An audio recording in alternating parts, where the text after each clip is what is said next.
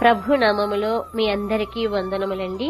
ఈ దినము పరిశుద్ధ గ్రంథము నుండి అపోస్తలుడైన పౌలు గలతీయులకు రాసిన పత్రిక 5వ అధ్యాయము 19 నుండి 22 వచనముల్లో వ్రాయబడిన శరీర కార్యములు మరియు ఆత్మ ఫలము ఏమిటని మనం తెలుసుకుందామండి.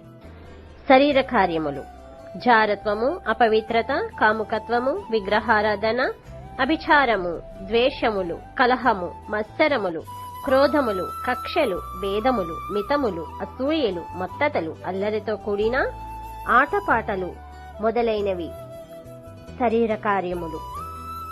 ఆత్మఫలము గురించి తెలుసుకుందాం. ఆత్మఫలమేమనగా ప్రేమ, సంతోషము, సమాధానము, దీర్ఘశాంతము, దయాళుత్వము, మంచితనము, విశ్వాసము, సాత్వికము, ఆశానిగ్రహము. ప్రభు నామములో అందరికీ శుభములు కలుగునుగాక. ఆమేన్.